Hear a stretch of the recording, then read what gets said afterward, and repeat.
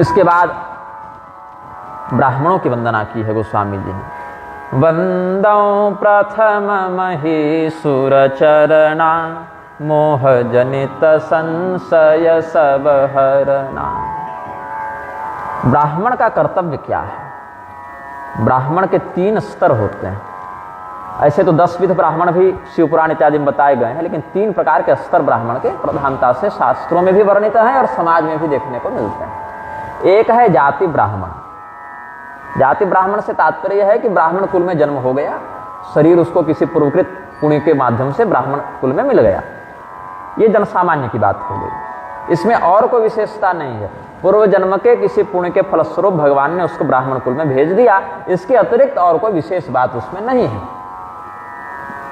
फिर दूसरे होते हैं शास्त्र सिद्ध ब्राह्मण, कि ब्राह्मण कुल में जन्म भी लिया और परंपरा से शास्त्रों को पढ़ा भी उन्होंने, तो विद्वान भी हुए, तो और ऊंचे स्तर के वो हो गए। और तीसरे हो गए तत्वनिष्ठ ब्राह्मण, कि केवल शास्त्र पढ़ा नहीं अभी तो परमात्मा के विवेक से युक्त हो गए, ब्रह्मनिष्ठ हो गए, तो ये सर्वोच्च हो गए।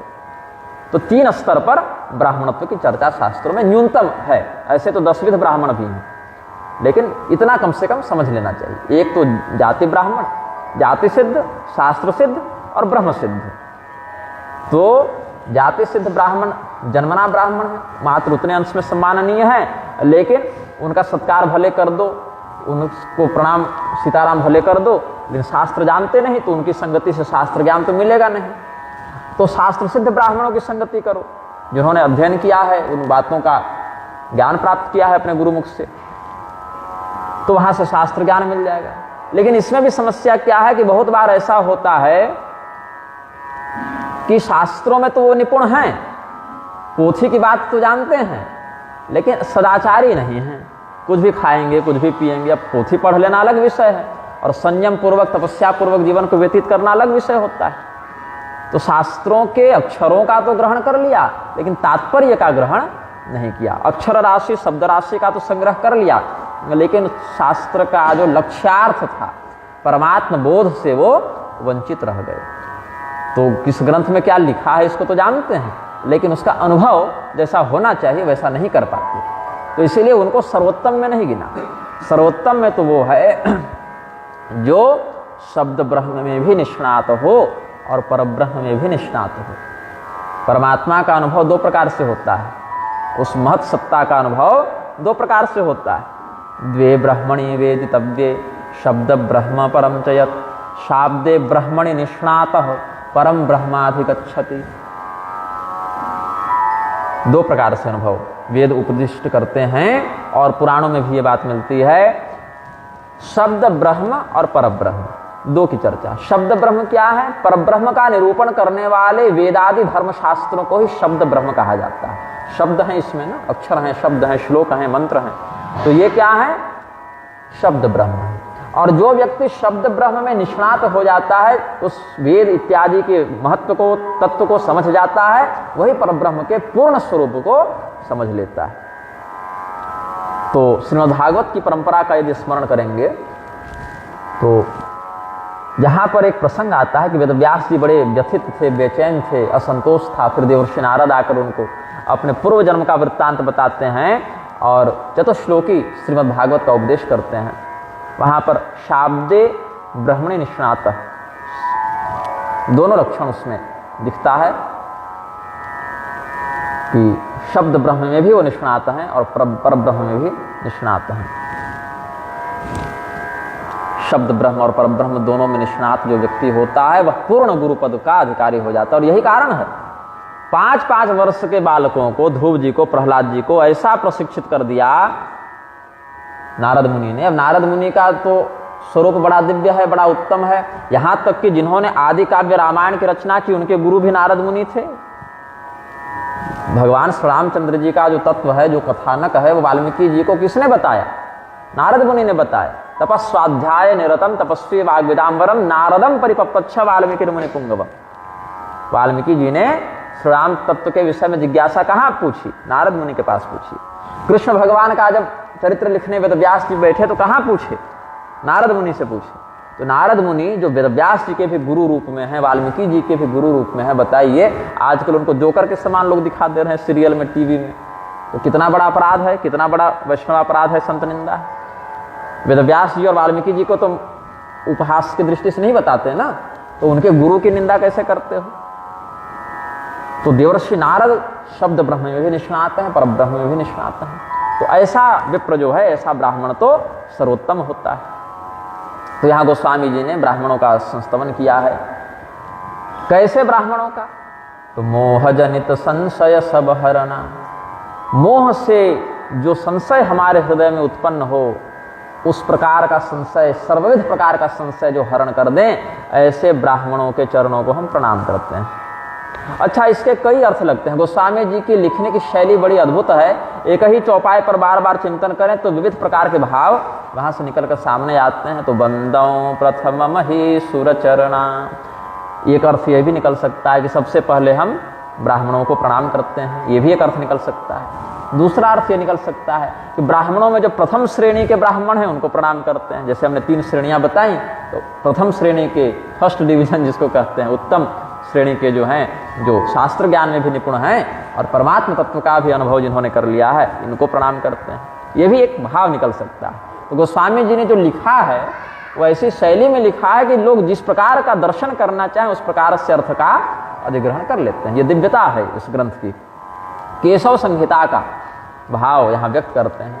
आपद्घनध्वांत सहस्रभानव समीहितार्थार्पण कामधेनव अपार संसार समुद्र से तव पुनन्तु मां ब्राह्मण पादरेणव।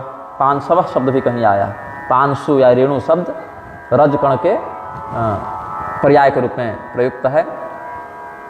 तो आपत्ति रूपी सघन अंधकार का नाश करने के लिए जो सूर्य के समान प्रकाशित हैं, और सूर्य भी कैसा? तो सहस्रभानव। आपत्ति क्या है और संपत्ति क्या है? भगवान के चरणों में प्रेम हो, ये संपत्ति है, और संसार में फंसे रह जाएं, यही आपत्ति है। बाकी जितनी छोटी मोटी आपत्तियां हैं वो संसार के अंतर्गत ही आएंगी ना। संसार से बाहर की आपत्ति थोड़ी आती है। भूख है, प्यास है, बीमारी है, जाड़ा गर्मी है, शत्रु है, एक्सीडेंट है, जो भी आपत्ति जीवन में आएगी वो संसार में रहते हुए ही आएगी। तो सबसे मूल कारण क्या है आपत्ति का? संसार। तो संसार में फंसे रहना ही आपत्ति है, और संसार के बंधन से मुक्त होना ही संपत्ति है। तो आपद्घनध्वांत सहस्रभानव, सूर्य का काम है अंधकार का नाश करना। तो आपत्ति रूपी अंधकार का विनाश करने के लिए जो हजारों हजार सूर्य के समान समर्थ हैं। कामधेनु का क्या लक्षण है कि जो मन में इच्छा करो वो सामने प्रकट कर दे, प्रदान कर दे। इसी को लेकर कितना झगड़ा हुआ विश्वामित्र जी और वशिष्ठ जी के बीच में। किस बात का झगड़ा था? ये गाय हमें दे दीजिए, ये बड़ी दिव्य गाय है, जो मांगते हैं सो देती है, इसके बदले आप 1000 गाय, लाख गाय, करोड़ गाय ले लीजिए, मेरा पूरा राज्य ले लीजिए, लेकिन ये गाय हमें दे दीजिए। यही झगड़ा था। और जमदग्नि और सहस्रार्जुन के बीच में जो परशुराम जी फिर बाद में शोधन कर दिए थे, वो झगड़ा भी इसी को लेकर हुआ था। तो कामधेनु में ये दिव्य गुण है, और कामधेनु की संततियों में सुरभि, नंदिनी इत्यादि पर्यायों से भी गौमाता का स्मरण शास्त्रों ने किया है। राजा दिलीप का स्मरण हम करेंगे यहाँ पर, जिनको राजा दिलीप को दीर्घबाहु भी कहते थे। ये महाराज खटवांग के पुत्र थे। खटवांग राजा भी बड़े विचित्र थे, विचित्र अद्भुत उनका चरित्र है। मुहूर्तात सर्वमुत्सृज्य गतवान भयम हरिम, ये सुखदेव जी महाराज श्रीमद् भागवत में राजा परीक्षित को प्रोत्साहित करते हुए कहते हैं। आजकल मोटिवेशनल स्पीकर्स होते हैं, कोई व्यक्ति बहुत तनाव में हो, बहुत चिंता में हो, तो उसको प्रोत्साहित करते हैं, ढाढ़स बंधाते हैं, अरे चलो ठीक है, बार बार सफल होने पर भी हार नहीं माननी चाहिए, प्रयत्न करना चाहिए, ऐसे प्रोत्साहित करते हैं उसको। तो राजा परीक्षित जब बड़े चिंता में थे कि हमारी आयु 7 ही दिन बची है, 7 दिन के बाद हम मर जाएंगे, तक्षक नाग काट लेगा तो हमारा पतन हो जाएगा, तो बड़ी चिंता में थे। तो उनको ढाढ़स बंधाने के लिए, प्रोत्साहित करने के लिए सुखदेव जी महाराज ने कहा है कि तुम 7 दिन तुम्हारे पास है भाई, भगवान तो जिस पर कृपा करें वो 48 मिनट में, 1 मुहूर्त में भी भगवान को प्राप्त कर गए। तो परीक्षित जी ने पूछा कौन? उन्होंने कहा सूर्यवंश में उत्पन्न महाराज खटवांग। तो महाराज खटवांग क्या थे? अयोध्या के राजा इतने प्रतापी होते थे कि समयानुसार देवताओं की सहायता करने भी स्वर्ग जाते थे। देवासुर संग्राम में देवताओं की ओर से ये धर्म की रक्षा करने के लिए युद्ध करते थे। ये प्रताप था सूर्यवंशी अयोध्या नरेशों का। तो वैसे ही श्रेणी में महाराज मांधाता का नाम आता है, मुचकुंद का नाम आता है और खटवांग का भी नाम आता है। तो खटवांग राजा गए थे देवताओं की सहायता करने के लिए, युद्ध लड़े, विजयी हुए। फिर देवताओं ने कहा कुछ वरदान मांगिए। तो इन्होंने पूछा कि हमारी आयु कितनी बची है, कि उसी हिसाब से वरदान मांगेंगे। तो देवताओं ने कहा कि आपकी आयु मात्र 1 मुहूर्त बची है। 1 मुहूर्त में लगभग 48 मिनट होते हैं, इतनी ही बची है। तो राजा खटवांग बोले कि 48 मिनट के बाद हम मर ही जाएंगे, तो हम क्या आपसे मांग लें। अब धरती के राजा थे ही, अयोध्या के चक्रवर्ती राजा थे, तो पृथ्वी का सारा सुख तो हम जानते ही हैं, और स्वर्ग में भी आप लोगों के साथ रहे तो स्वर्ग का सुख भी अब देख ही चुके हैं। तो हमको न धरती जाना है और न स्वर्ग में रहना है, हमको तो मोक्ष दे दो। देवता बोले मोक्ष देने का अधिकार तो भगवान का है, वो तो हमारे विभाग में आता नहीं, तो सामर्थ्य हमारा नहीं। बोले ठीक है, तो हमको अकेला छोड़ दो, हमको बस भगवान का चिंतन करने दो। और इतनी एकाग्रता से, इतनी निष्ठा से उन्होंने भगवान का चिंतन किया कि मात्र वही 48 मिनट का ध्यान ही उनको मुक्त कर दिया। तो राजा परीक्षित को प्रोत्साहित करते हुए कहते हैं सुखदेव जी महाराज कि तुम रो मत कि 7 दिन में मर जाएंगे, 7 ही दिन बचा है। देखो, जो तत्व का चिंतन करेगा उसके लिए तो 48 मिनट में भी कल्याण हो जाता है। मुहूर्तात् सर्वमुत्सृज्य गतवान भयम हरिम। देखिए, 10 घंटे तक रात्रि हो तो सूर्योदय होने पर 10 घंटा नहीं लगता है अंधकार के निवारण में। वो तो जिस क्षण सूर्य का प्रकाश हुआ उसी क्षण अंधकार चला गया। वैसे ही बहुत जन्म जन्मांतर का भी अज्ञान हो तो उतना समय नहीं लगता उसके शोधन में। जिस क्षण वो ब्रह्म ज्ञान की चिंगारी निकली हृदय में, जिस क्षण गुरु कृपा हुई, उसी क्षण वह जीव मुक्त है, ऐसा समझना चाहिए। क्षिप्रम भवति धर्मात्मा शाश्वत शांतिम निगच्छति कौन्तेय प्रतिजानी ही नमे भक्ता प्रणश्यति, ऐसा भगवान ने उद्घोष किया है श्रीमद् भगवद गीता में। तो वही राजा खटवांग का हमने स्मरण कर लिया, प्रसंगवश उधर ध्यान चला गया। उनके पुत्र थे महाराज दीर्घबाहु, जिनको दिलीप राजा भी कहते हैं। निसंतान थे, अपने गुरु जी के पास गए, वशिष्ठ जी के पास गए, गुरुदेव कुछ मार्गदर्शन दीजिए। तो गुरु जी ने कहा कि मेरे आश्रम में ये नंदिनी गाय है, इसको ले जाओ, इसकी सेवा करो। तो कैसी सेवा? बिल्कुल वैसी सेवा हो जैसे तुम अपने शरीर के सुख दुख का ध्यान रखते हो, वैसे इसके सुख दुख का ध्यान रखना। तो राजा दिलीप ने मंत्रिमंडल की बैठक बुलाई और मंत्रियों को कहा कि गुरु जी के अनुशासन से हम जंगल जा रहे हैं, गौ की सेवा करेंगे, तो जब तक हम लौट कर ना आवे तब तक आप लोग राज्य का विभाग बढ़िया से चलाइएगा। तो उस समय जो है मंत्री से लेके, नौकर से लेके राजा तक जितने भी लोग हैं सब अपने अपने कर्तव्य का यथोचित पालन करते थे। अब आजकल होता तो क्या षड्यंत्र करते मंत्री लोग कि राजा तो जंगल जा ही रहा है और निसंतान है ही, तो इसका राज्य हड़प लो। लेकिन नहीं, किसका क्या कर्तव्य है, क्या अधिकार है, इसमें सारे लोग बिल्कुल तत्परता से निष्ठा रखते थे। और नहीं तो राज्य हड़पने की दुर्बुद्धि हो तो अपने पिता उग्रसेन को जेल में डाल के तो कंस राजा बन ही गया था। दुर्बुद्धि वाला व्यक्ति तो अपने पिता पर भी विश्वासघात कर सकता है। तो मंत्रियों ने कहा ठीक है महाराज, हम लोग बिल्कुल तत्परता से राज्य के संचालन में नियुक्त रहेंगे, आप निश्चिंत होकर जाइए। तो महाराज दिलीप चले गए नंदिनी गाय को लेके, और 1 वर्ष तक लगभग उन्होंने प्रतीक्षा की अपने अभिष्ट के पूर्ण होने की। नंदिनी गाय जब बैठती तो ये बैठते, जब वो सोती तब ये सोते, जब वो चलती तब ये चलते, जब वो घास खाते तब ये भी कुछ फल मूल खा लेते, जब वो पानी पीती तब ये पानी पीते। मतलब बिल्कुल छायावत शरीर और छाया का जो संबंध है वैसे ही गौ माता और राजा दिलीप का हो गया। तो वो भी कोई सामान्य गाय तो थी नहीं, वो तो दिव्य गौ है और गुरु वशिष्ठ ने दिया था। तो एक दिन क्या हुआ, हिमालय, अयोध्या से उत्तर की ओर हिमालय है, तो हिमालय के कुछ क्षेत्रों में, गहन क्षेत्रों में नंदिनी गाय चली गई थी। और राजा दिलीप पता नहीं कैसे नींद लग गई, झपकी लग गई इनको, शरीर थक गया था तो थोड़ी झपकी लग गई, सोना चाहते नहीं थे, शरीर थोड़ा निढाल हो गया। अचानक से इनके कानों में गाय के रम्भाने का स्वर आया। गाय बहुत चिल्ला रही है जोर से, तो हड़बड़ा के उठे, धनुष बाण तो रखते ही थे। सामान्य क्षत्रिय के लिए भी शस्त्र धारण करना शास्त्र का निर्देश है, वो तो राजा थे, कर्तव्यनिष्ठ राजा थे।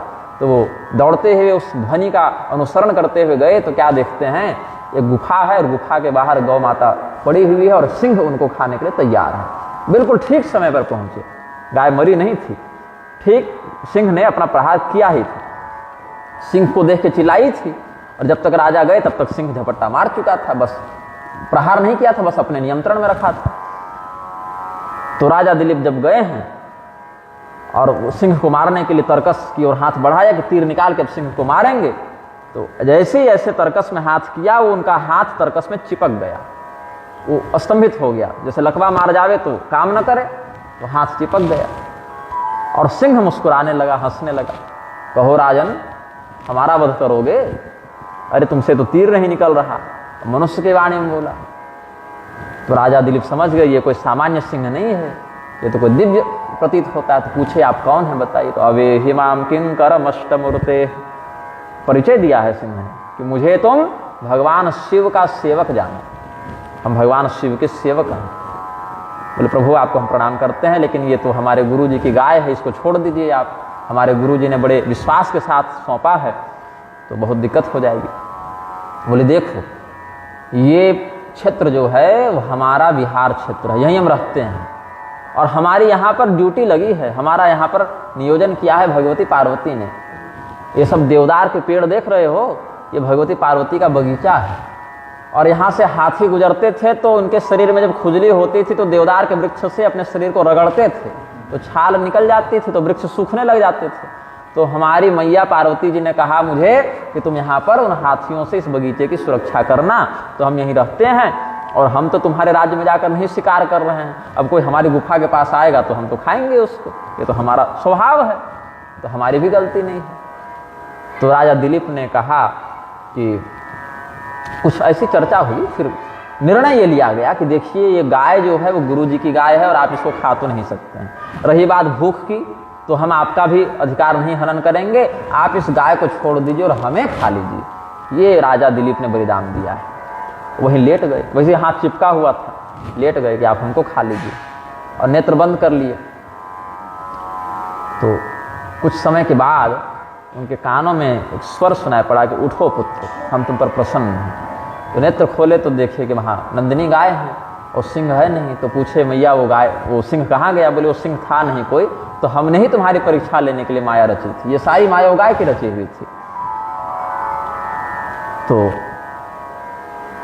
राजा दिलीप फिर प्रसन्न हुए, बोले जाओ क्या चाहते हो मांगो। बोले मैया एक योग्य पुत्र चाहिए जो हमारे वंश की कीर्ति को बड़ा आगे बढ़ाए। तब रघु तुम्हारे पुत्र के रूप में होंगे, ऐसा आशीर्वाद दिया। और वहीं से रघुकुल ये नाम परिवर्तित हो गया। उससे पहले सूर्यवंश, इक्ष्वाकु वंश ये सब कहते थे, काकुस्थ वंश ये सब कहते थे, लेकिन रघुवंश, रघुकुल वही नाम पड़ा। राजा दिलीप के पुत्र के रूप में रघु का जन्म हुआ। हमारी माता जी बताती हैं कि विवाह के कई वर्षों के बाद जब हमारा जन्म नहीं हो पाया था, तो इसी कथा को उन्होंने पढ़ा था। तो हमारे माता पिता बड़ी तत्परता से गौ माता की सेवा करते थे। वो गाय बहुत बूढ़ी हो गई थी, चल नहीं पाती थी, पड़ी रहती थी, उनका सर्वविध सेवा उन्होंने की। और जिस दिन वो गाय शरीर छोड़ी, उस दिन सपने में वो गाय हमारी माता जी को आई और पुत्रवती होने का आशीर्वाद दी थी। तो फिर बाद में हमारा जन्म हुआ था। तो माता जी कहते हैं कि तुम भी आए हो तो गौ माता के आशीर्वाद से आए हो। तो ये सब जो शास्त्रों में बातें पढ़ने को मिलती हैं, उसका जीवन में भी अनुभव अगर उस परंपरा का पालन किया जाए तो प्राप्त होता है। तो मैं ये कह रहा था, इस श्लोक पर चिंतन गया। आपद घनध्वांत सहस्रभानव समेहितार्थार्पण कामधेनव। कामधेनु शब्द से इस कथा पर हमारा ध्यान चला गया और भगवान के ही वंश से संबंधित कथा थी। तो हमने सोचा कि श्री राम चरित्र का आनयन उनके पूर्वजों के स्मरण से भी हो जाए, क्योंकि रघुवंश की कीर्ति का व्याख्यान करना भी एक श्रेय का विषय है, एक सौभाग्य का विषय है। तो जिस प्रकार से कामधेनु गौ के कृपा से व्यक्ति के समस्त आकांक्षाओं को पूर्ण कर दिया जाता है, मनुष्य की समस्त और देवताओं की भी समस्त इच्छाएं पूर्ण हो जाती हैं। संसार रूपी समुद्र को पार जाने के लिए, संसार रूपी समुद्र से पार जाने के लिए जिस ज्ञान और विवेक की आवश्यकता है, वो जिन ब्राह्मणों के माध्यम से प्राप्त होती है, जिन आचार्यों के माध्यम से प्राप्त होती है, ऐसे ब्राह्मणों के चरण कमलों को, चरण रजों को प्रणाम करते हैं। ऐसा मंगलाचरण गोस्वामी जी ने किया है। और भी अब ऐसा तो है नहीं कि केवल ब्राह्मणों में ही सज्जन व्यक्ति होंगे, क्षत्रियों में भी सज्जन होते हैं, वैश्यों में भी सज्जन होते हैं, शूद्र वर्ण में भी सज्जन होते हैं। तो अन्य समाजों में भी जो सज्जन हैं, जो सत्पुरुष हैं, जैसे विदुर जी, शबरी मैया, ये सब शूद्र वर्ण में थे, लेकिन ऋषि महर्षियों के ही समान इनका समादर हम लोग करते हैं। इनका ज्ञान, इनकी भक्ति इस स्तर पर थी।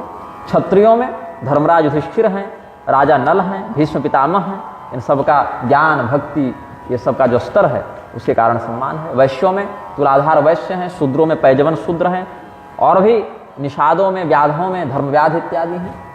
तो अलग अलग समाजों में भी जातियों में भी बहुत से ज्ञानी भक्त संत ये सब सज्जन हुए हैं। तो उनका भी एक बार समवेत करके सबको एक तंत्र से ही अभिवादन किया है गोस्वामी जी ने। सुजन समाज सकल गुण खानी, करो प्रणाम सप्रेम सुबानी। और भी संसार में ब्राह्मणातिरिक्त वर्ण में जो भी सज्जन हैं, साधु हैं, महात्मा हैं, जो भगवान के भक्त हैं, उनको भी बहुत प्रेम से बहुत विनम्रता से हम अभिवादन करते हैं, उनको नमस्कार करते हैं। अगस्त रामायण का भाव यहाँ गोस्वामी जी वर्णित करते हैं। नमामि सज्जनान सर्वान समस्त गुण संयुतान। जितने भी सत्पुरुष हैं, जितने भी सज्जन हैं, जो समस्त सद्गुणों से युक्त हैं, प्रेमणा परेण भारत्या वरया लोक पूजितान। परेण भारत्या, भारती कहते हैं वाणी को, शब्द को, सरस्वती को, वाणी को, अलग अलग तत्वों में तात्पर्यों में भारती शब्द का प्रयोग विद्वान जन करते हैं। तो बहुत प्रेम से और बहुत विनम्रता से उत्तम कोटि के वाणी का आश्रय लेकर हम समस्त लोक पूजित सज्जनों को, संतों को वंदित समझकर प्रणाम करते हैं। साधु चरित शुभ सरिस कपासु, निरस विशद गुणमय फल जासु। सो सहि दुख पर छिद्र दुरावा, वंदनीय जेहि जग फल पावा। कपास का फल खाने में बहुत मीठा नहीं लगता, मधुर नहीं लगता। कोई व्यक्ति कपास की खेती खाने के लिए करता भी नहीं है। कपास के फल का परिणाम क्या होता है, या उसके उद्भव के रूप में जो हमें प्राप्त होता है, वो जब फटता है तो अंदर से कुछ पुष्प विकसित होते हैं। पर छोटा सा फल जैसा लगेगा, फिर थोड़ा सा बड़ा होगा तो फटेगा, पुष्प के समान आकृति को धारण करेगा, फिर थोड़ा और बड़ा होगा तो रुई का आकार धारण करेगा। और उस रुई का परिणाम क्या होता है, उस रुई को बुनकर लोग विधिवत वस्त्र बना लेते हैं, या कोई रुई का दीपक इत्यादि में बत्ती के रूप में प्रयोग कर लेते हैं। तात्पर्य यह है कि हम सभी लोगों के शील की रक्षा करने में कपास का बड़ा योगदान है। अंधकार को दूर करके प्रकाश प्रदान करने में कपास का बड़ा योगदान है। तो अन्य कोई गुण हो चाहे न हो, लेकिन इस प्रकार से लोकोपकारी गुण के कारण कपास की खेती लोग करते हैं, उसका संरक्षण करते हैं। तो दूसरों के अपराध को ढकने में, दूसरों के छिद्र को ढकने में, जिस प्रकार कपास का स्थान वस्त्र के रूप में वो हमारे लज्जा के शील की रक्षा करते हैं, गुप्तांगों का गोपन करता है। तो नीरसाण्यपि शोभन्ते कार्पासस्य फलानि च। भगवान वशिष्ठ अपनी परंपरा के रामायण में ये उपदेश करते हैं। अगस्त मुनि की परंपरा में तो सुजन समाज सकल गुण खाने बता चुके, और वशिष्ठ मुनि अपनी परंपरा में जो रामचरित व्याख्यान करते हैं उसमें ये बात कहते हैं, जिसको गोस्वामी जी यहाँ वर्णित कर रहे हैं कि सज्जनों का लक्षण क्या है कि दूसरा कोई व्यक्ति अपराधी भी हो तो उसके अपराध को छिपा लेते हैं, शोधित कर देते हैं। छिपाने का अर्थ ये नहीं कि अपराध ढक के बहका दो, अपितु उसका शोधन करते हैं, उसको 10 जगह मजाक का पात्र नहीं बनाते। कहने का तात्पर्य है उसकी हंसी नहीं होने देते हैं। जैसे कोई निर्वस्त्र व्यक्ति है तो 2 प्रकार के लोग उससे व्यवहार करते हैं। सज्जन लोग उसको वस्त्र देकर उसके शील की रक्षा करते हैं, और दुर्जन लोग उसका मजाक उड़ाते हैं, उसका तिरस्कार करते हैं। 2 प्रकार के लोग होते हैं। किसी नग्न व्यक्ति को देखकर कोई या तो मजाक उड़ाएगा, या तो उसको वस्त्र देकर उसकी लज्जा की रक्षा करेगा। तो सज्जन व्यक्ति लज्जा की रक्षा करते हैं। तो कपास के फलों में कोई विशेष स्वाद तो है नहीं, कोई विशेष पुष्टिवर्धक सुगंधादि का वहां पर बोध होता नहीं, लेकिन दूसरे के शील की रक्षा करने के कारण उसकी वंदना होती है। तो दूसरे के छिद्र को, दूसरे के अशुभ पक्ष को भी ढककर उसको शोभनीय बना देते हैं। ऐसे कपास के समान जो संत हैं, जो साधु पुरुष हैं, उनकी वंदना यहाँ पर करते हैं। सताम गुणमयम जन्म परेशाम गुह्य गुप्त, ऐसा गोस्वामी जी वर्णित करते हैं। फिर समस्त संत समाज का अभिवादन वशिष्ठ मुनि के ही सांघितिक मत से करते हैं। वशिष्ठ संहिता का आश्रय लेते हुए आनंद मंगलमय सत्समाजो विराजते, लोके यो जंगमो राम तीर्थराजो निगद्यते। भगवान श्री रामचंद्र जी को वशिष्ठ जी ने बहुत पढ़ाया है, चूंकि कुलगुरु हैं। भगवान को पढ़ने की आवश्यकता है नहीं, ज्ञान परंपरा की शुद्धि के लिए गुरु चरणों का आश्रय भगवान लेते हैं, और ये आश्रय जीवन भर लिए हैं। बचपन में जब गुरुकुल गए, गुरुगृह पढ़ने गए रघुराई, तब तो लिया उन्होंने, 2 महीने तक रहे गुरुकुल में। 64 दिनों में 64 विद्याएं भगवान पढ़ लेते हैं। एक सुबह गुरु जी के मुख से विद्या की शुद्धि कर लिए, शाम को परीक्षा दे लिए, निपुण हो गए। तो एक दिन में एक विषय भगवान का तैयार है, वो भी एक मर्यादा रक्षा करने के लिए। आवश्यकता नहीं है, सर्वज्ञ परमात्मा तो ज्ञान का प्रवाह प्रसारित करते हैं, ज्ञान रूपी ही पर ब्रह्म है, लेकिन संसार में लोक मर्यादा की रक्षा करने के लिए ऐसा आदर्श प्रस्तुत करते हैं। कृष्ण भगवान भी सांदीपनी जी के यहाँ 64 दिनों में 64 विद्याओं को, 64 कलाओं को प्राप्त किए हैं। तो भगवान श्री रामचंद्र जी जब वापस लौटे, रावण वध इत्यादि करके, लंका विजय करके जब भगवान वापस आए हैं, राज्याभिषेक हुआ है भगवान का, समस्त दिशाओं में मंगल समाचार व्याप्त हुआ, फिर समयानुसार अपने गुरु वशिष्ठ जी के पास सत्संग की अभिलाषा से बैठकर उन्होंने योग वासिष्ठ महारामायण के प्रारूप में तत्व ज्ञान की चर्चा की है, वहाँ से ज्ञान प्राप्त किया है। और वही गुरु वशिष्ठ और भगवान श्री रामचंद्र जी का जो योग वासिष्ठ रामायण में संवाद है, जिसको बाद में वाल्मीकि जी ने लिपिबद्ध किया, वो आज भी भगवत परायण जनों के लिए, मुमुक्षु जनों के लिए, ब्रह्मात्मक के बोध के लिए बहुत बड़ा एक साधन हो जाता है। बहुत गूढ़ विषय है योग वासिष्ठ। अब हमारी महत्वाकांक्षा तो है कि कभी किसी स्थान पर उस पर भी कोई व्याख्यान हो, इच्छा तो होती है, लेकिन न कभी कहने का समय मिले तो कोई सुनने वाला न मिले, तो कभी और कुछ प्रबंध न बने। लेकिन यहाँ कम से कम श्री रामचरितमानस के माध्यम से अलग अलग धर्मशास्त्रों का जो विषयगत सार है, जो गोस्वामी जी लिख गए हैं, उस पर कुछ सत्संग प्रस्तुत करने का अवसर मिल रहा है। तो भगवान श्री रामचंद्र जी को उपदेश देते हुए गुरु वशिष्ठ बताते हैं कि हे श्री राम जी, संत समाज क्या है, वो प्रयागराज के समान है। अलग अलग क्षेत्रों से बहकर आ रही त्रिवेणी वहाँ पर एकत्र हो जा रही है, और वहाँ पर एक ही स्थान पर गंगा यमुना सरस्वती का अनुभव हो जा रहा है, जिसमें कालक्रम से अब कलयुग के लिए तो सरस्वती लुप्त हो गई। दिव्य संतों को, ऋषियों को तो उनका दर्शन सदैव होता है, लेकिन कलयुग में जब अधर्म बढ़े और धर्म घटे, तो जितने तीर्थ हैं, जितने देवता हैं, जितने मंदिर हैं, वो सब अपना अपना तात्विक प्रभाव छोड़कर विलुप्त हो जाते हैं। जैसे भगवान श्री कृष्णचंद्र जब गए तो वृंदावन के तीर्थ लुप्त हो गए थे। बाद में उद्धव जी ने, शांडिल्य मुनि ने अलग अलग तीर्थों को प्रकाशित करवाया, वज्रनाभ के माध्यम से मंदिर बनवाए, तो वो सब तीर्थ जागृत हुए, फिर बाद में लुप्त हो गए। तो कभी चैतन्य महाप्रभु के रूप में संत जन आ जाते हैं, कभी हरिवंश महाप्रभु जी के रूप में आ जाते हैं, कभी वल्लभाचार्य जी के रूप में आ जाते हैं, कभी हरिदास स्वामी जी के रूप में आ जाते हैं, अलग अलग संतों के स्वरूप में आकर। जैसे गोस्वामी जी के समय भी चित्रकूट के बहुत से तीर्थ लुप्त थे, कुंड लुप्त थे, तो गोस्वामी जी वहाँ जाते थे, अनुभव करते थे, फिर बताते थे कि यहाँ पर भगवान ने ये लीला की थी। दर्शन होता था उनको ना, वो दिव्य दृष्टि से वो अनुभव हो जाता था। हनुमान जी भी बहुत कृपा करके बहुत से तीर्थों के विषय में बता देते थे कि यहाँ पर भगवान की ये लीला है। तो गोस्वामी जी ने बहुत से स्थानों पर हनुमान जी के मंदिर भी बनाए थे। अब कथित विकास के नाम पर सरकारें उन दिव्य मंदिरों को तोड़ती जाती है, तो कष्ट होता है बड़ा, तो कुछ मुखर होकर और कुछ मौन स्थिति में विरोध करते हैं। लेकिन शास्त्रीय परंपरा की संरक्षण विधि में आचार्यों को सदैव मुखर होकर अग्रसर होना चाहिए, ऐसा हमारा भाव है। तो वशिष्ठ जी कहते हैं, आनंद मंगलमय सत्समाजो विराजते, लोके यो जंगमो राम तीर्थराजो निगद्यते। तीर्थराज प्रयाग के समान संतों के समाज को बताया है, लेकिन एक भेद बताया। भेद क्या है? प्रयागराज का जो भौतिक अस्तित्व है वो स्थावर अस्तित्व है। मतलब यदि आपको प्रयागराज का लाभ लेना है तो आपको वहां जाना पड़ेगा, वो आपके पास नहीं आएगा। उस तीर्थ में स्वयं आपको परिश्रम पूर्वक जाना पड़ेगा।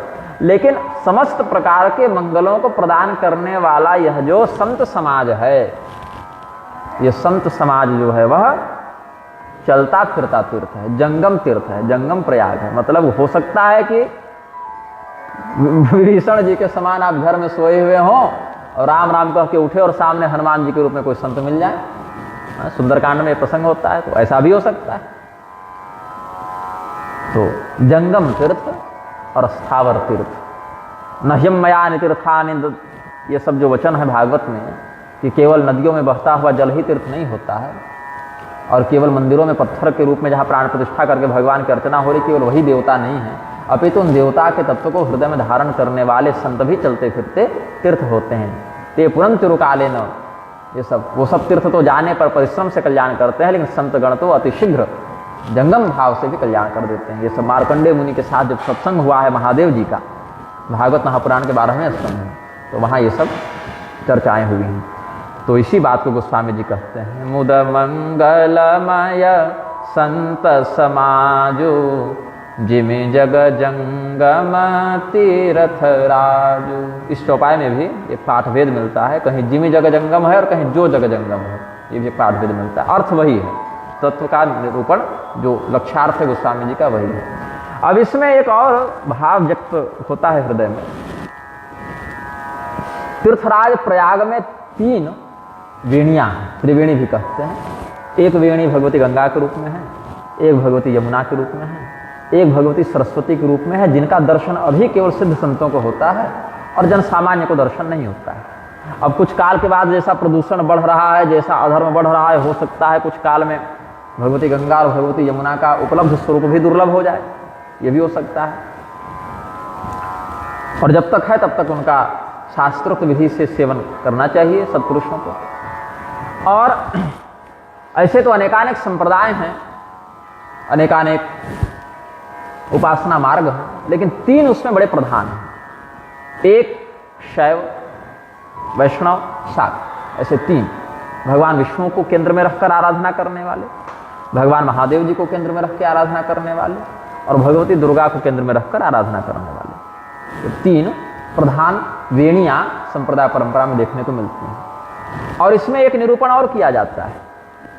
ये उपनिषद का सिद्धांत है कि उमा शंकर योगो यः सयोगो विष्णुरुच्यते। भगवान महादेव और भगवती पार्वती के रूप में जिस परमात्मा का दर्शन होता है, वो जब एक हो जाते हैं, जैसे 2 दिखते हैं, शिव जी और शक्ति, शिव शक्ति के रूप में जो गौरी शंकर के रूप में अलग अलग दिखते हैं, 2 हैं, ऐसा बाहर से लगता है। लेकिन उनका जो तात्विक निरूपण वेदों ने किया तो कहते हैं वो दोनों जब एक हो जाते हैं, उसी सम्मिलित स्वरूप को विष्णु कहते हैं। उमा शंकर योगो यह स योगो विष्णु रुच्यते। तो अगर भगवान विष्णु की पूजा कर लो तो शिव शक्ति की पूजा का भी लाभ हो जाता है, और भगवान गौरी शंकर का पूजन कर लो अभेद बुद्धि से तो भगवान विष्णु के पूजन का भी फल हो जाता है। और गोस्वामी जी पर तो सबकी कृपा रही ही है। भगवान महादेव जी ने ही तो ये श्री रामचरित्र लिखने का आदेश दिया, सामर्थ्य दिया, तब ये ज्ञान हम तक पहुंचा है। तो इसीलिए शाक्त मत में भगवती सीता जी की आराधना भी है, भगवती राधा की भी आराधना है, भगवती दुर्गा की भी है, भगवती लक्ष्मी की भी है। जब हम भगवान नारायण के रूप में परमात्मा का चिंतन करते हैं तो शक्ति तत्व का चिंतन भगवती लक्ष्मी के रूप में करते हैं। जब उन्हीं परमात्मा का चिंतन भगवान कृष्ण के रूप में करते हैं तो वहीं भगवती का चिंतन फिर हम भगवती राधा के रूप में करते हैं। उन्हीं परमात्मा का अनुभव जब हम भगवान श्री रामचंद्र जी के रूप में करते हैं तो शक्ति तत्व का चिंतन भगवती सीता जी के रूप में करते हैं। कल हमने अध्यात्म रामायण का संदर्भ दिया था, माम विद्धि मूल प्रकृतिम सृष्टि स्थित्यम कारिणी। भगवती सीता जी ने कहा है हनुमान जी को कि तुम मुझे सृष्टि स्थिति संहार करने वाली मूल ब्राह्मी प्रकृति शक्ति जानो, ऐसा वर्णन किया है अपने परिचय में। तो 3 वेणियां, भगवान महादेव से निश्रित शैव परंपरा की वेणी, भगवती दुर्गा से निश्रित शाक्त परंपरा की वेणी, और इन दोनों के ऐक्य भाव को प्रतिपादित करने वाले वैष्णव मत की वेणी, ये तीनों वेणियां भी यहाँ पर आकर एक हो जाएं, ऐसा ब्रह्म ज्ञान बोधक यह श्री रामचरितमानस ग्रंथ है, ऐसा भी एक अनुभव बनता है। और महाविद्याओं के उपासकों की भी वैष्णव संज्ञा है, ऐसा भी शास्त्र वर्णित करते हैं। आसाम ये साधकास्ते तु सभायाम वैष्णवा मता है, ऐसा महाभागवत उपपुराण में भगवती सती ने भगवान महादेव जी के सामने रहस्य बताया है।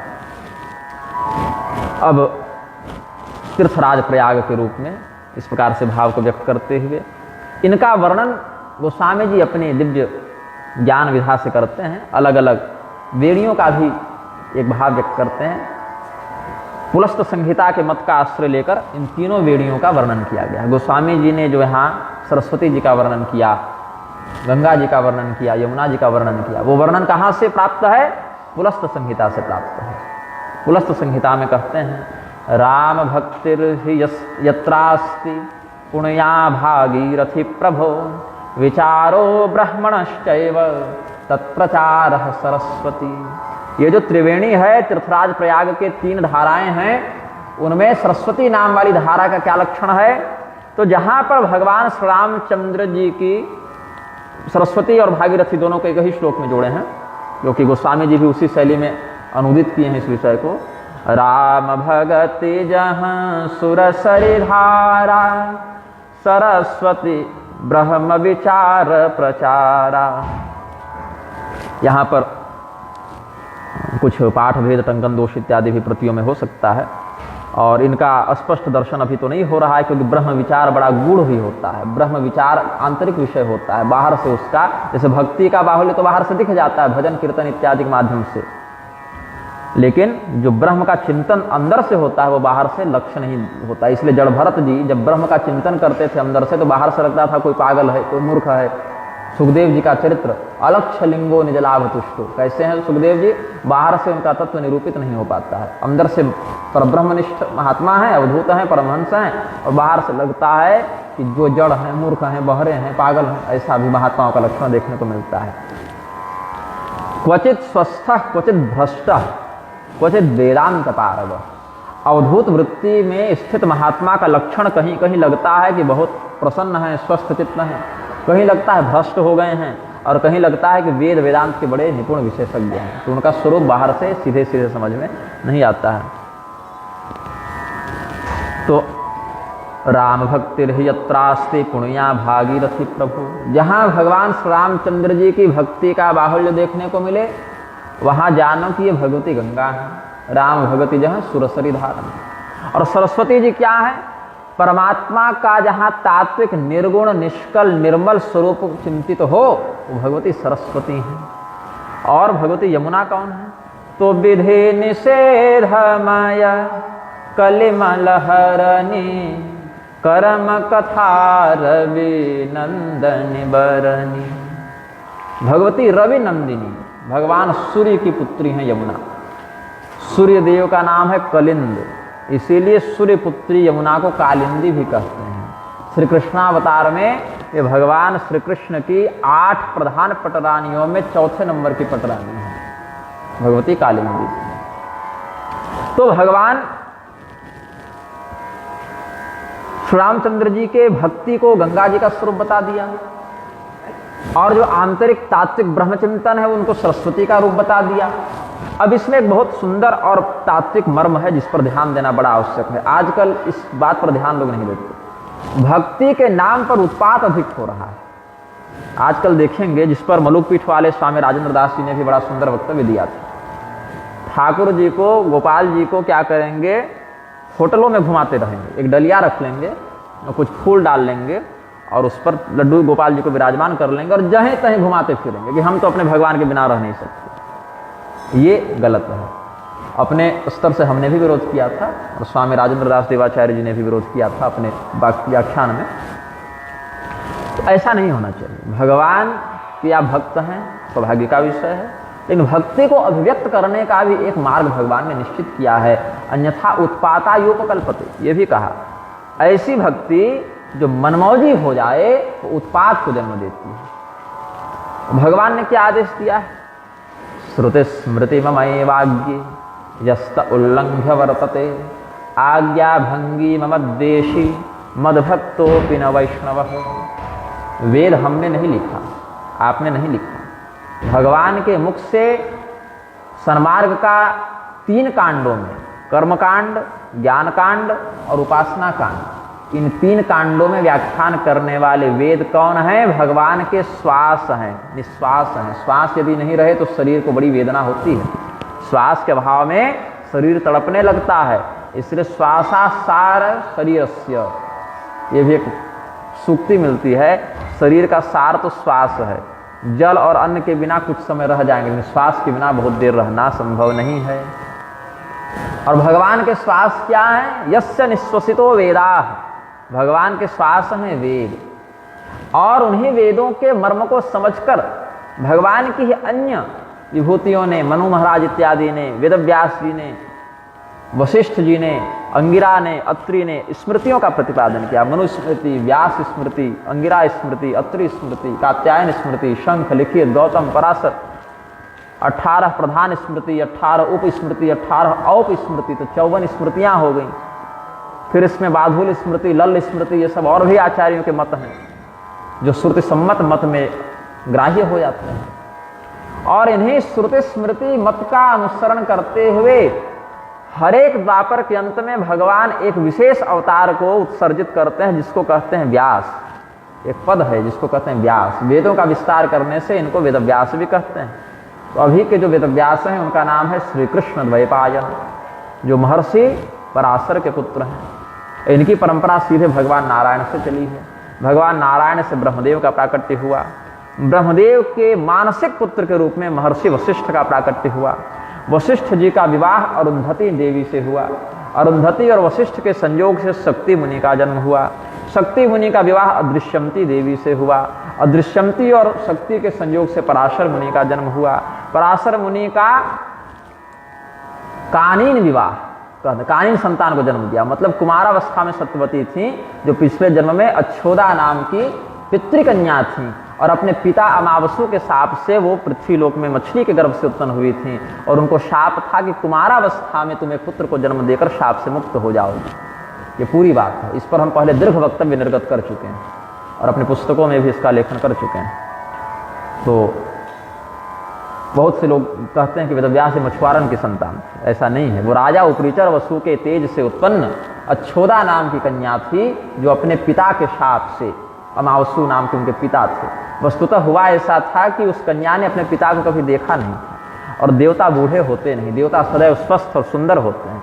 तो जब ये तपस्या कर रही थी तो इसके पिता इसको वरदान देने के लिए आए और इसने अपने पिता को कभी देखा नहीं था। तो उनके सुंदर दिव्य स्वरूप को देखकर उनके प्रति काम वासना से मोहित हो गई थी। तो पिताजी ने शाप दे दिया कि तुम पुत्री होकर हमारे प्रति ऐसा विचार रखती हो, तो जाओ तुम मनुष्य बन जाओ और उसमें मछली के पेट से उत्पन्न हो। तब इसने प्रार्थना की कि हमने कभी आपको देखा नहीं था, पहचानते नहीं थी, इसीलिए ऐसा दुर्व्यवहार हो गया।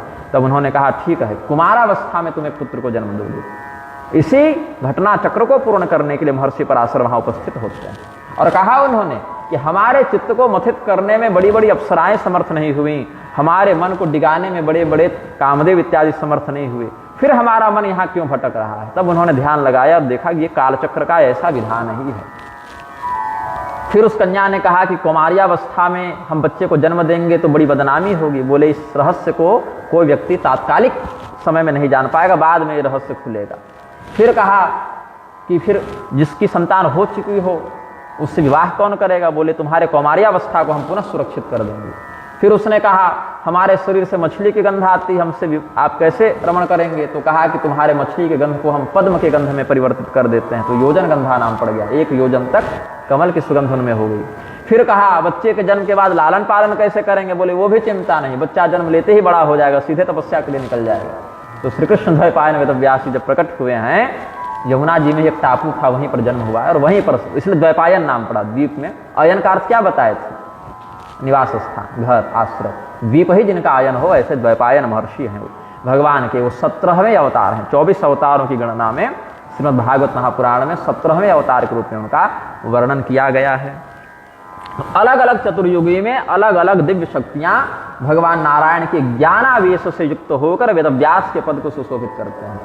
और एक बार इस पद पर बैठते हैं तो कब तक के लिए बैठते हैं? बोले 1 चतुर्युगी के लिए बैठते हैं। और मनुष्यों की काल गणना के अनुसार 43,20,000 वर्षों के लिए एक वेदव्यास होते हैं। अगले वेदव्यास कौन होंगे? अश्वत्थामा का नाम सुने होंगे। द्रोणाचार्य के पुत्र अश्वत्थामा, जो भगवान शिव के अवतार हैं, वो अगले वेदव्यास होंगे। और अभी के वेदव्यासी का क्या होगा? ये तो वेदव्यास के पद से सेवानिवृत्त हो गए, रिटायर हो गए। तो अगले मनवंतर में सप्तर्षि मंडल में चले जाएंगे। तो इस प्रकार से अलग, क्योंकि कल्पांत की आयु है ना इनकी, ये सब चिरंजीवी में आते हैं, इसीलिए। तो हमने बताया कि भगवान के निश्वास भूत वेदों का प्राकट्य हुआ और वैदिक परंपरा का अनुसरण करके अलग अलग ऋषि महर्षियों ने, प्रजापतियों ने, मनुओं ने स्मृति व्यवस्था का संविधानात्मक प्रारूप उपदिष्ट किया। तो स्मृतियों का भी निर्माण हो गया और उसी श्रुति स्मृति परंपरा को विस्तारित करके 5 लक्षण, 10 लक्षण, सर्ग, प्रतिसर्ग, वंश, मनवंतर, वंशानुचरित, ये 5 लक्षण होते हैं पुराणों में। और 10 लक्षण सर्ग, विसर्ग, स्थान, पोषण, ऊति, मनवंतर, ईशानुकथा, निरोध, मुक्ति और आश्रय, ये 10 पुराणों के लक्षण होते हैं। भागवत में ये 10 लक्षण वर्णित हैं। वैसे ही 5 लक्षणात्मक और 10 लक्षणात्मक पुराणों का विस्तार किसने किया? वेदव्यास जी ने किया। और उनकी शिष्य प्रशिष्य परंपरा के माध्यम से अविच्छिन्न गुरु परंपरा का आश्रय लेकर यह ज्ञान हम सब तक पहुंचा, अपनी अपनी संप्रदाय परंपरा में। तो ये है क्या? ये शब्द ब्रह्म का पूरा कलेवर हुआ। और हमने श्रुति परंपरा का अनुसरण करके यह कहा कि शाब्दे ब्रह्मणि निष्णातः परम ब्रह्माधिगच्छति। जो व्यक्ति शब्द ब्रह्म की परंपरा में निष्णात हो जाए, शास्त्र बोध से अवगत हो जाए, पर ब्रह्म का तात्विक निरूपण भी उसी व्यक्ति को प्राप्त होता है। तो शास्त्रों में एक प्रकरण है विधि निषेध प्रकरण। अब आजकल जो लोग कहते हैं कि केवल भक्ति करो, भजन करो, ये सब तो पोथी की बातें हैं, लिखा पढ़ी की बातें हैं, इस पर ध्यान मत दो। ठाकुर जी को जैसे मन घुमाओ, बिरयानी खिलाओ, तो इनके लिए कुंभी पाक नरक में अलग कड़ाही रखी जाती है, वहां तेल खौल रहा है। भगवान ने अगर भक्ति का महात्म्य बताया तो भक्ति का विधान भी बताया। और श्रीमद् भागवत की कथा का यदि आप चिंतन करेंगे तो वृंदावन में जहाँ पर भगवती बैठी हुई हैं, भक्ति भगवती, यद्यपि मूल भागवत का अंश नहीं है, ये तो पद्म पुराणगत महात्म्य है। तो भक्ति क्या कहती है कि वृंदावन जैसे इदम स्थानम परित्यज्य विदेशम गम्यते मया, कि यदि हमारे दोनों पुत्र ज्ञान और वैराग्य पुष्ट नहीं होंगे तो हम अब छोड़ के चले जाएंगे कहीं, वृंदावन भी छोड़ना पड़े तो छोड़ दें, लेकिन ज्ञान और वैराग्य पुष्ट हो जाए, क्योंकि पुत्र हैं ये। भक्त्या ज्ञानम प्रजायते। ज्ञान कैसे होता है? जिस व्यक्ति के हृदय में भक्ति हो उसी व्यक्ति के हृदय में भगवान ज्ञान देते हैं। और भक्ति कैसे हो? तो जिसका हृदय निर्मल हो वहीं भक्ति का वास होता है।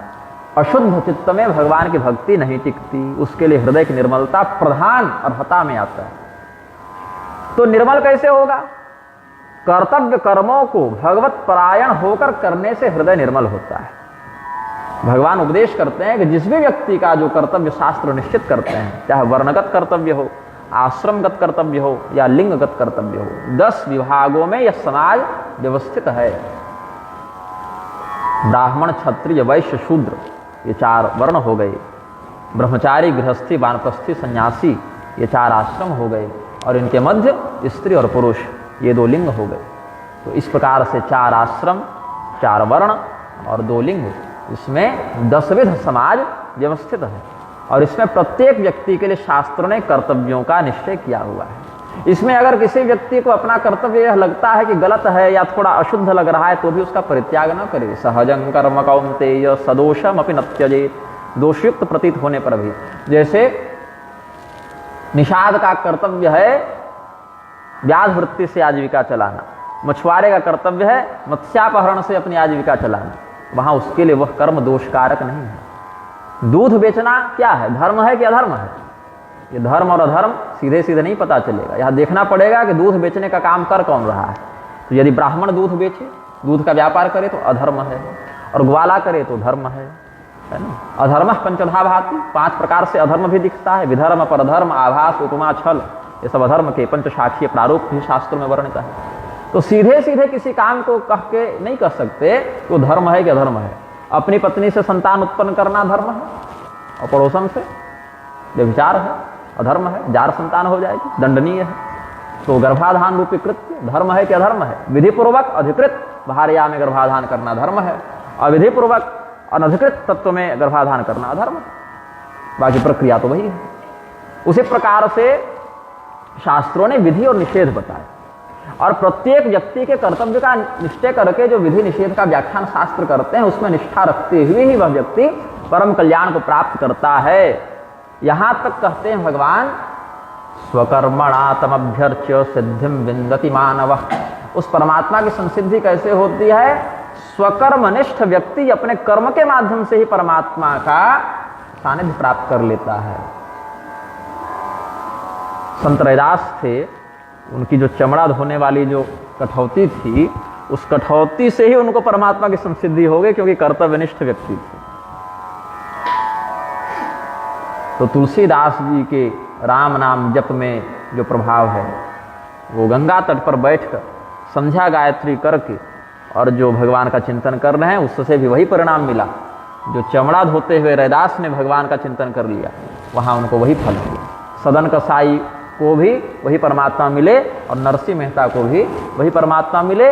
अपने अपने कर्तव्य का पालन करने वाले हर व्यक्ति पर भगवान ने कृपा की है। और अगर कदाचित कोई व्यक्ति कर्तव्य विमुख होने चले तब क्या करते हैं भगवान? अर्जुन जा रहे थे ना, गांडी धनुष फेंक करके हम चले, भीख मांग कर खाएंगे, श्रेयो भोक्तुम भैक्षमपि हलोके।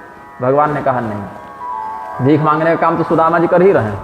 ये ब्राह्मण का काम है भिक्षाटन करके अपरिग्रह पूर्वक जीवन यापन करना। ये क्षत्रिय का काम थोड़ी है। क्षत्रिय का काम है सुखिनः क्षत्रियाः पार्थ लभन्ते युद्धमिदृशम्। बहुत भाग्यशाली क्षत्रिय को ऐसे धर्म युद्ध में धर्म की रक्षा के लिए शस्त्र उठाने का सौभाग्य मिलता है। तुम्हारा काम ये है। तो इसीलिए भगवान ने देखा कि यदि कोई भक्त कदाचित कर्तव्य विमुखता में जा भी रहा है तो उसको तुरंत सदुपदेश के माध्यम से पटरी पर ले आए। ये भगवान का बड़ा सुंदर वरद प्राप्त है भक्तों को। तो इस प्रकार से इसमें कहते हैं कि विधि और निषेध का पालन। श्रुति स्मृति ममय वाग्ये, भगवान कहते हैं कि वेद स्मृति और श्रुति सम्मत पुराण आगम इत्यादि हमारी आज्ञा है। अब बताइए, भगवान की आज्ञा का निषेध करके यदि आगे बढ़ेंगे तो भगवान की प्रसन्नता होगी। हम भक्ति तो कर रहे हैं लेकिन आपकी बात नहीं मानेंगे। तो भगवान कहते हैं कि आज्ञा भंगी ममद्देशी मद्भक्तोपि न वैष्णवः। मेरी आज्ञा का उल्लंघन करने वाला व्यक्ति मेरा देशी है और स्वयं को चाहे वो छाप तिलक से भले वैष्णव कहे लेकिन वो तत्व से वैष्णव नहीं है जब तक वो हमारे आदेश का अनुसरण न करे। क्योंकि वैष्णव क्या है ये भगवान ने बताएंगे, भगवान ने उसका लक्षण उसका अनुशासन निश्चित किया है। तो इसीलिए विधि निषेध जो है शास्त्रों में और जो कर्म प्रारब्ध की कथा है उसी को यहाँ यमुना जी के रूप में व्यक्त किया गया है। विधि निषेधमय कलिमल हरणी कर्म कथार विनंदिनी बरनी। और पुलस्त संहिता में ये सिद्धांत कैसे प्रतिपादित है? निषेध प्रचुरा कर्म कथा विधिमयी तथा वर्ण्यते यत्र कालिंदी कलिकल्मषनाशिनी। यहीं से गोस्वामी जी ने इस सिद्धांत का अधिग्रहण किया है। अब हरिहर कथा विराजति बेनी सुनत सकल मुद मंगल देनी। रुद्रस्य हृदयं विष्णु विष्णोश्च हृदयं शिवः। भगवान महादेव के हृदय में भगवान नारायण स्थापित हैं और भगवान नारायण के हृदय में भगवान महादेव स्थापित हैं। एकाम्र पुराण में भी कहते हैं कि भगवान विष्णु को खोजो तो कहाँ मिलेंगे? तो भगवान ने तो कहा है मेरे भक्त जहाँ हमारा भजन करेंगे वहाँ मिलेंगे। मद्भक्ता यत्र गायन्ति तत्र तिष्ठामि नारद। ये भी भगवान ने अपना परिचय दिया है। और भगवान के भक्त तो बहुत जगह हैं, अलग अलग प्रकार से भगवान की भक्ति कर ही रहे हैं। नवधा भक्ति भी आगे प्रसंगानुसार बताएंगे ही सबरी जी के प्रकरण में, जहाँ अध्यात्म रामायण का पूरा गोस्वामी जी ने यहाँ उपस्थापित कर दिया है विषय। तो वैष्णवों में सर्वोच्च वैष्णव कौन है? भगवान के परम तत्वनिष्ठ भक्त कौन है? तो बोले वैष्णवानाम यथा शंभु। भगवान महादेव जी परम वैष्णव हैं, उनसे बड़ा विष्णु भक्त कोई नहीं, उनसे बड़ा श्री राम तत्व का मर्मज्ञ कोई नहीं। भगवान महादेव ही परम वैष्णव हैं और भगवान नारायण ही परम शैव हैं। शिव तत्व का भी जो अनुभव भगवान नारायण कर दें तो दूसरा नहीं कर सकता। किंवा हम तो समझते हैं कि जब भगवान शिव अपने भक्त पर बहुत प्रसन्न हो जाते हैं, बिल्कुल निछावर कर दें, लुटा दें सब कुछ इस पर, ऐसा अनुग्रह करते हैं, तब उसको विष्णु तत्व का उपदेश कर देते हैं, उसको राम नाम का उपदेश कर देते हैं। और भगवान नारायण किसी पर अत्यंत प्रसन्न हो जाए, हृदय से उसके प्रति प्रेम भगवान कर बैठे तो उसको शिव तत्व का रहस्य प्रदान कर देते हैं। ऐसा हमारा आचार्य अनुग्रह से चिंतन है। तो भगवान नारायण का परिचय कहाँ मिले, कहाँ भगवान वास करते हैं? तो एकाम्र पुराण में इसका उत्तर है शिवदेह गतो विष्णु। बाहर से देखने पर भगवान शिव का शरीर जैसा दिखता है, उसको समझ लो कि वो घर है भगवान नारायण का। बाहर से जो भगवान शिव का शरीर है ना, त्रिशूल है, डमरू है, नाग लपेटे हैं और जटाजूट है, चंद्रमा है, वो घर है। किनका घर है? उस घर में रहते कौन? बोले शिवदेहगतो विष्णु। उनके शरीर के अंदर भगवान नारायण रहते हैं। तो इसीलिए हरिहर भगवान में जिसकी अखंड भक्ति हो वही इस कथा का अधिकारी है, वह इस कथा के तत्व को समझता है और समस्त प्रकार के हर्ष को, मंगल को, आनंद को यह कथा प्रदान करती है। तो हरिशंकर योर यत्र कथा वेणी विराजते या वै श्रवण मात्रेण हर्ष मंगलदायिनी।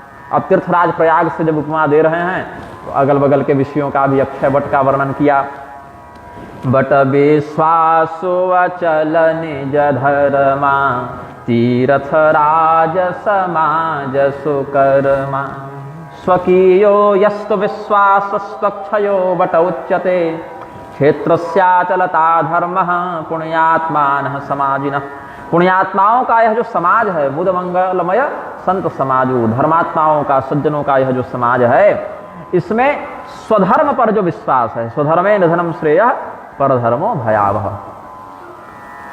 अपना जो वर्ण धर्म है, आश्रम धर्म है, कुल धर्म है, संप्रदाय का जो आचार सिद्धांत है, अलग अलग संप्रदाय में आराधना में कुछ भेद होता है, उसका वैशिष्ट्य है वह, तो ये सब में विश्वास, अचल विश्वास, अक्षय विश्वास, जो कभी क्षय नहीं हो, कमजोर न पड़े, घटे नहीं, वही अक्षय वट के रूप में यहाँ पर लक्षित किया गया है। और यह विश्वास कि अमुक कर्म को करने से हमें अमुक परिणाम की प्राप्ति होगी, भगवान ने यह कहा है तो यह हमें प्राप्त होगा। इसीलिए नाम की महिमा में संदेह करना भी एक अपराध बताया गया है। भगवान के कथा के महात्म्य में संदेह करना भी अपराध बताया गया है। तो बट विश्वासु अचल निज धर्म, भगवान ने कहा चारों वर्ण आश्रम लिंगादि में जो समाज हमारे द्वारा व्यवस्थित है, अनुशासित है, उसमें जिसके लिए जो कहा गया है उसका वही कर्तव्य है, उसका वही धर्म है, उसका वही अनुशासन है। और स्वे स्वे कर्मण्यभिरतः संसिद्धिं लभते नरः, अपने अपने स्वकर्म में निष्ठा रखकर ही व्यक्ति हमें प्राप्त कर लेता है। यहाँ तक भी भगवान ने कहा स्वकर्मणात्मभ्यर्च्य सिद्धिं विन्दति मानवः, तुम जो कर्म कर रहे हो उस कर्म से ही स्वगत, जातिगत, कुलगत कर्म यदि वह है तो वह हमारी ही साधना का एक अंग है, ऐसा समझना चाहिए। सब ही सुलभ सब दिन सब देशा सेवत सादर समन कलेशा। पुलस्त संहिता का ही सिद्धांत यहाँ भी तक वर्णन किया है गोस्वामी जी ने। सर्वेषां सर्वदेशेषु निखिलेषु दिनेषु च सुलभः सेवनम चास्य सादरम क्लेशनाशनम। अब प्रयागराज में क्या है ना कि बरसात में बाढ़ आ जाती है तो कुछ घाट डूब जाते हैं, नदी का जल बढ़ जाए तो कुछ घाट डूब जाए तो वैसा अभिष्ट सेवन न हो सके, चाहे बहुत दूर रहते हों तो हमेशा वहाँ जा नहीं सकें, रोज सेवन न हो सके। अच्छा दुर्भाग्य देखिए कि जो प्रयागवासी लोग हैं उनमें भी अधिकांश वर्ग तो रोज त्रिवेणी स्नान कर नहीं रहा। जिसके घर के पीछे से गंगा बहे बंधु वो रोज गंगा स्नान करता नहीं है, क्योंकि उसको लगता है ये तो सुलभ है। आप जावे कभी तीर्थ करने, अयोध्या में रहने वाले हर व्यक्ति सरयू स्नान का लाभ लेते हैं क्या? नहीं, क्योंकि उपेक्षा कर देते हैं, निकटवर्ती तत्व के प्रति अश्रद्धा हो जाती है। और कोई दूर से आया हो, चाहे हमको परिश्रम करके जाना हो, तो उसके प्रति श्रद्धा बढ़ जाती है। लेकिन सत्पुरुष ऐसा नहीं करते, ऐसा स्वार्थी लोग करते हैं, आलसी लोग करते हैं। सत्पुरुष तो नित्य उस सत्संगति का अधिकाधिक लाभ लेने का प्रयत्न करते हैं, हमारे जीवन का एक क्षण भी व्यर्थ न जाए ऐसा चिंतन करते हैं। तो ये जो सत्संग रूपी संत समाज रूपी प्रयागराज हैं, ये तो सब दिन सुलभ हैं। यहाँ न कोई बाढ़ की बात है, न ठंडा की बात है, न गर्मी की बात है, न पैसा खर्च करने की बात है कि टिकट नहीं बना तो कन्फर्म नहीं हुआ तो जा नहीं पाए। जिस क्षण भगवान का विवेक हृदय में जागृत हो जाए, उनकी स्मृति हो जाए, उनके भक्तों का सानिध्य हो जाए, वही क्षण आप तीर्थ लाभ कर रहे हैं, प्रयागवास कर रहे हैं, ऐसा अनुभव करना चाहिए। सुलभ सेवनम चास्य सादरम क्लेशनाशनम, क्लेश का नाश कर देते हैं। क्लेश पर कल हम बोल रहे थे ना, क्लेशहारिणीम उद्धवस्थिति संहार कारण क्लेशहारिणीम पर अविद्यास्मिता रागत देशाभिनिवेशा पंच क्लेशा का सूत्र हमने व्याख्यायित किया था। अकथ अलौकिक तीर्थ रावु दे सद्य फल प्रगट प्रभाव। अब हमने बीच में अभी बताया था, मार्कंडेय मुनि का स्मरण किया, भगवान शिव से उनका जो सत्संग श्रीमद् भागवत के 12वें स्कंद में वर्णित है, वहाँ न्यहम मयानि तीर्थानि न देवा मृच्छिला मया ते पुनम तिरुकाले न दर्शनादेव साधव। ये भगवान का उपदेश है कि केवल जहाँ जल बहे वही तीर्थ नहीं है, या कहीं मिट्टी की प्रतिमा हो, पत्थर की प्रतिमा हो, जहाँ प्राण प्रतिष्ठा करके भगवान की सेवा अर्चना हो रही हो, वहीं पर भगवान है ऐसा नहीं है। अपितु वहाँ तो हैं, लेकिन केवल वही है ऐसी बात नहीं। साथ ही इन स्थानों पर जाना पड़ता है, परिश्रम करना पड़ता है, और तब दीर्घ काल के सेवा के बाद इनका लाभ प्राप्त होता है। लेकिन सज्जन तो दर्शन मात्र से व्यक्ति को पवित्र कर देते हैं। परमात्म तत्व के प्रति जो निष्ठा रखते हैं ऐसे ब्रह्मनिष्ठ महात्मा संत साधु जन तो दर्शन मात्र से अपने सामने उपस्थित व्यक्ति का कल्याण कर देते हैं। न शम्मयानि तीर्थानि न देवा मृच्छिला मया ते पुनम चुरुकालेन दर्शनादेव साधव। ऐसा गोस्वामी जी ने श्रीमद् भागवत के उस श्लोक को सीधा सीधा यहाँ पर दे सद्य फल प्रकट प्रभाव कह दिया। भागवत कोई पढ़े न पढ़े, संस्कृत जाने न जाने, जो संस्कृत जानते हैं वो तो पढ़ लें समझ लें, लेकिन केवल श्री रामचरितमानस की ये आधी चौपाई भी अगर पढ़ लें, दे सद्य फल प्रकट प्रभाव, वो सिद्धांत उनके जीवन में आ गया। ये प्रतिज्ञा जो गोस्वामी जी की है कि नाना पुराण निगमागम सम्मतम यद रामायणे निगदितम क्वचिदन्यतोपि, ये प्रतिज्ञा एक एक अक्षर में श्री रामचरितमानस में आलोकित होती प्रतीत होती है। पुनः पुलस्त संहिता का एक भाव यहाँ पर दोहा के रूप में व्यक्त करके इस कथा को पूर्ण करेंगे। सुनहि समुझहि जन मुदित मन, सुनि समुझहि जन मुदित मन, मज्जहि अति अनुराग, लहहि चारि फल अछत तनु, साधु समाज प्रयाग। सुनि समुझहि जन मुदित मन। अब ये महात्म्य जब पता चल जाए तो आकर्षण होता है, श्रद्धा विश्वास का उदय होता है कि इतना दुर्लभ विषय है, सेवनीय तत्व है, श्रद्धेय तत्व है।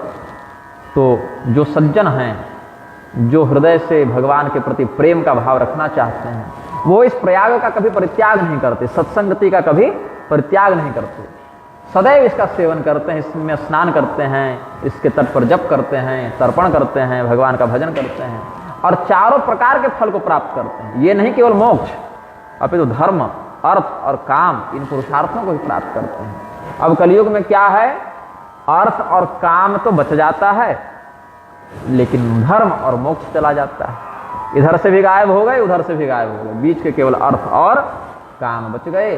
तो जो धर्म विरुद्ध अर्थ होता है वो 15 प्रकार के अनर्थ को जन्म देता है। ये भी भागवत में सिद्धांत प्रतिपादित किया गया है। काम है, क्रोध है, ईर्ष्या है, लोभ है, द्वेष है, मात्सर्य है, अहंकार है, शोषण है, बहुत तरीके के अनर्थों को जन्म देता है। बहुत पैसा होना भी चिंता का विषय बन जाता है, इतना कैसे बचाएं, कहीं सरकार की नजर न पड़ जाए, कहीं चोरों की नजर न पड़ जाए।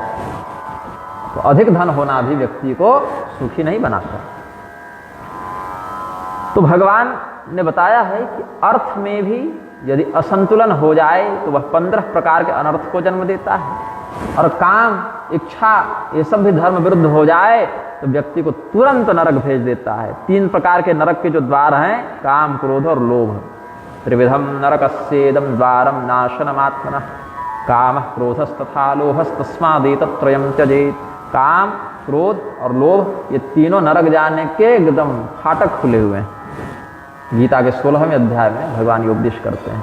और यह भी कि काम और क्रोध के वशीभूत होकर अच्छे अच्छे विवेकी जन भी अपना विवेक खो बैठते हैं और अनुचित कार्यों में संलिप्त देखे जाते हैं, चाहे उस कार्य को करने की इच्छा हो या ना हो। कई बार ऐसा होता है कि कोई गलत काम करने की इच्छा नहीं है मन में, लेकिन इतना क्रोध आ गया कि वो काम कर बैठे, बाद में भले पछता रहे हैं, लेकिन ऐसा एक आवेश उस समय हो जाता है। तो काम एष क्रोध एष रजो गुण समुद्भव, महाशनो महापाप्मा विद्ये नमिह वैरणम।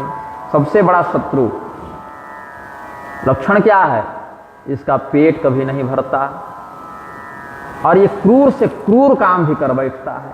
तो लक्षण कैसे दिखा, तो काम और क्रोध के रूप में, कि कामनाओं को पूर्ण करने के बाद भी कभी कामनाएं समाप्त नहीं होती, क्योंकि पेट नहीं भर रहा है, और खाएंगे और लेंगे और लेंगे और लेंगे, अलग अलग विविध प्रकार के इंद्रियों से युक्त इच्छाएं जो है वो आती हैं। और क्रोध में आने पर व्यक्ति क्रूर से क्रूर और घृणित से घृणित कार्य भी कर बैठता है। अनिच्छन्नपि, ये नहीं कि संकल्प पूर्वक, इच्छा पूर्वक, प्रतिज्ञा पूर्वक कर रहा है, न चाहते हुए पर भी कर बैठता है। तो इसीलिए काम और क्रोध को और साथ में लोभ को भी जोड़ दिया जाए तो ये नरक के 3 द्वार हो गए, ये पतन के सर्वाधिक प्रशस्त मार्ग हैं, इनसे बचना चाहिए। तो कहने को हम कह देते हैं और सुनने को आप सुन लेते हैं। अब अभ्यास में भगवान की जैसी कृपा जब होती है तो उसका ध्यान रहता है, नहीं तो काम क्रोध से देवता नहीं छूटे तो हम लोग क्या छूटे। हम लोग की हाल तो वही है सज्जनों की, दरवी सुपर समयथा। हम लोग चम्मच हैं, तो चम्मच तो खीर वाले पात्र में भी जा सकती है लेकिन खीर की मिठास ग्रहण नहीं करती, और चम्मच सब्जी में भी जाती है लेकिन सब्जी के रस को ग्रहण नहीं करती, और वही दाल में भी जाए लेकिन दाल के रस को ग्रहण नहीं करती। उसी प्रकार से पढ़ते सब हैं, सुनते सब हैं, लेकिन माया में फंसे हैं, संसार में फंसे हैं, अलग अलग प्रकार के विषय वासनाओं से चित्त आक्रांत होता है। फिर इन शास्त्रीय वाक्यों का चिंतन करके अधिकाधिक संयम का प्रयास करते हैं। तो 2 प्रकार के लोग बंधन में हैं, एक जिनको पता ही नहीं है कि हम बंधन में हैं, और दूसरा जिसको पता है हम बंधन में हैं। तो जो पता है कि बंधन में है वो कम से कम श्रेष्ठ इसीलिए है क्योंकि छूटने का प्रयास तो करता रहता है, उसको पता है कि गड़बड़ है, इसके समाधान के लिए तत्पर रहना पड़ेगा। अब जिसको पता ही नहीं है कि हम जेल में फंसे हुए हैं, किसी व्यक्ति को बेहोश करके जेल में डाल दीजिए, उसको पता ही नहीं बंधन में है, तो कभी नहीं छूट पाएगा। लेकिन जिसको पता है कि मुझे निकलना है, और शास्त्रों के माध्यम से, आचार्य परंपरा के माध्यम से जिसको यह बोध है कि निकलने की विधि क्या है, वो कम से कम प्रयत्न तो करेगा, और जन्म नहीं तो जन्मांतर में तो उसको वह लक्ष्य प्राप्त हो ही जाएगा, ऐसा समझना चाहिए। तो श्रुत्वा जानन्ति राजेंद्र प्रसन्न मनसो जना चतुर्वर्ग फल प्राप्तिर्मज्जनाद अनुरागत। अयोध्या जी में 4 पुरुषार्थ थे, धर्म अर्थ काम मोक्ष, सब अयोध्या जी में, लेकिन लंका में केवल अर्थ और काम थे, वहां धर्म और मोक्ष की चर्चा नहीं होती थी। तो अर्थ और काम तो राक्षसों के पास भी होते हैं, लेकिन सत्पुरुष के पास धर्म से युक्त अर्थ है, धर्म से समर्थित काम है। धर्माविरुद्धो भूतेषु कामोऽस्मि भरतर्षभ। और जब धर्म सम्मत अर्थ की संसिद्धि हो जाए, धर्म सम्मत काम की तृप्ति हो जाए, तो वहीं से निष्कर्म सिद्धि होती है और फिर उस व्यक्ति का मोक्ष हो जाता है। तो लह चारि फल अछत तनु साधु समाज प्रयाग। प्रेम से बोलिए आनंद कंद भगवान की, श्री गोस्वामी जी महाराज की, श्री सद्गुरुदेव भगवान की। भगवान नाम संकीर्तन करें। सीताराम सीताराम सीताराम सीताराम सीताराम सीताराम सीताराम सीताराम। राधे श्याम राधे श्याम राधे श्याम राधे श्याम राधे श्याम राधे श्याम राधे श्याम राधे श्याम। सीताराम सीताराम सीताराम सीताराम सीताराम सीताराम सीताराम सीताराम। राधे श्याम राधे श्याम राधे श्याम राधे श्याम राधे श्याम राधे श्याम राधे श्याम राधे श्याम। सर्वे भवन्तु सुखिनः, सर्वे सन्तु निरामयाः, सर्वे भद्राणि पश्यन्तु, मा कश्चित् दुःखभाग् भवेत्।